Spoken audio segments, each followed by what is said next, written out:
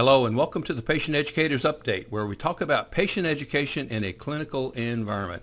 I'm Chuck Jones with Synergy Broadcast Systems, and I want to welcome our expert guest, Fran London. Hi, Fran.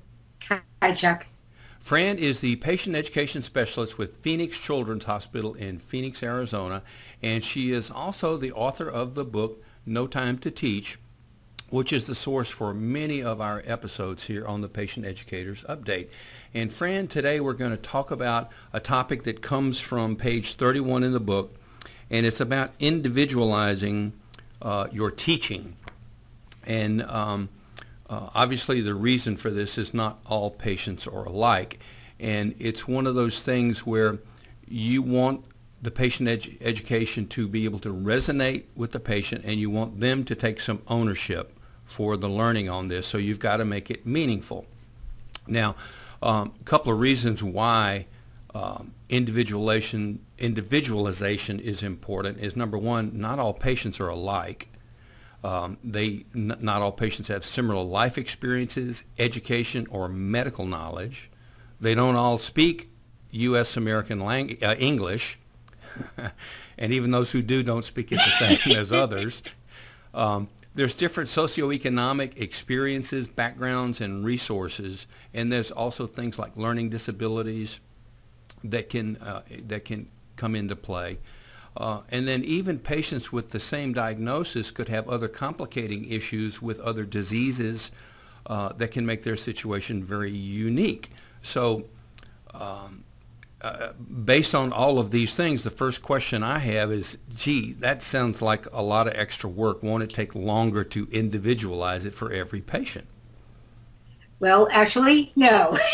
It actually shortens your teaching time. Okay, how so?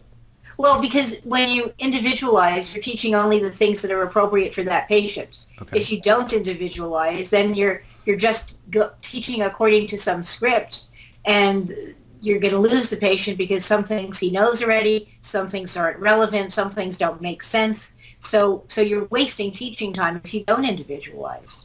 Okay, well, if you're talking about trying to save time, then couldn't you use a checklist? Wouldn't that do the same thing? There's a lot of problems with checklists. The best way to use a checklist is to use it at the end to make sure you covered all the really important points. Okay. But if you teach according to a checklist, then again, you're not individualizing. You're doing something according to something away from the patient as opposed to doing patient-centered care. Yeah. Now, you mentioned earlier when I was talking about it taking too long that if you teach the same thing to everyone, some patients will quickly zone out. You want to expand a little bit more on that? Well, I think it's important to first find out, I talked about assessment before, find out what it is they know already, because then you don't have to teach that at all. And if it's someone with a chronic illness, they may very well know a lot about it already. Yeah. So then find out what it is they care about, because then you have a hook to get them interested in what you're talking about. So if they're more concerned about the changing lifestyles, or they're more concerned about the medications, start with that and teach those things that they care about. And that will also save you time because you will get them engaged faster and you won't have to talk at them. Yeah, that's interesting. And the other thing that happens there is especially when you do the assessment, if there is some misinformation, you can uncover that and correct that, or at least know that you've got to deal with it. Because somebody may have read an article, or Aunt Sophie told them something, and they're convinced that that's right, and it may take a little bit of convincing to undo that, correct? Oh, absolutely. And that could undo the care plan because they might not follow your instructions because they don't believe them, or they don't believe they're correct. Yeah, interesting. Okay, if I'm a nurse and I've never done any significant patient education or don't know how to individualize, how do I start? What do I do first? First thing to do is actually not that hard, and the more you do it, the easier it gets, is ask an open-ended question. Okay. And the easiest question to ask is, what do you know about whatever it is you're teaching? So Okay. What do you know about diabetes, or what do you know about this medication, or whatever it is that you're teaching about? Find out what they know about it, and then that gives you a lot of information. It tells you not just what they know, how much they know, but also how they think about it, what words they use, how sophisticated their understanding is. Mm-hmm. Because then if you come in and teach at that level, if you use the same terms they use, you really have a better chance of being understood. Okay, and I'm going to go back to a question that you posed in an early episode where sometimes if you ask somebody, what do you know about something, they might get put on the spot and they go, oh, they want to see how smart I am or something like that. But you had a different way to phrase the question, and it was like, how would you explain your disease to your husband or to your son or whatever, right? Exactly. Because then you get to hear what they're thinking, and it's not a test.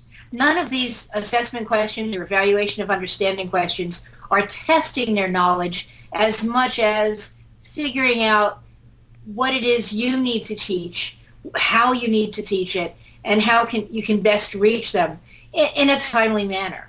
Yeah, the goal is to get the two of you on the same level so that you're dealing with, excuse me, the issues in a way that is important to them and on a level that they can understand.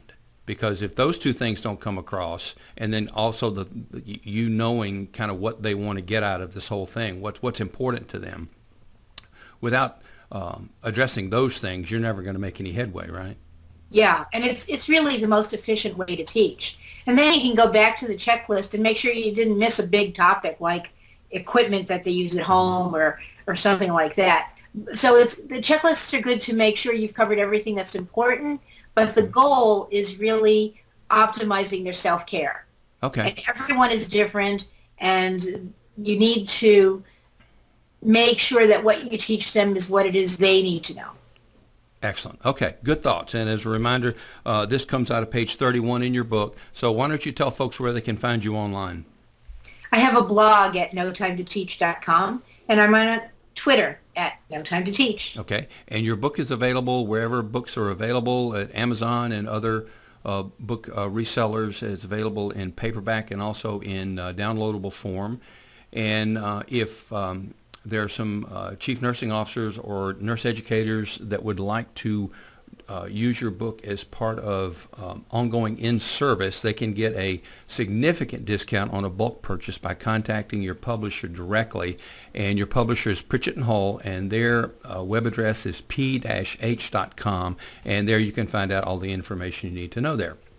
So excellent. Now, for those of you that are interested in using video on demand as part of your patient education as a tool to help the nurses, you can find out more about that by visiting our website, synergybroadcast.com, and our video on demand patient education system is called MMDS, or Medical Media Delivery System. So, Fran, thanks so much for your time and insight today. I think it's a great topic and one that we can probably dig into a few more times down the road. I agree. Thanks so much. Talk to you later. Okay, bye, Chuck. Bye-bye.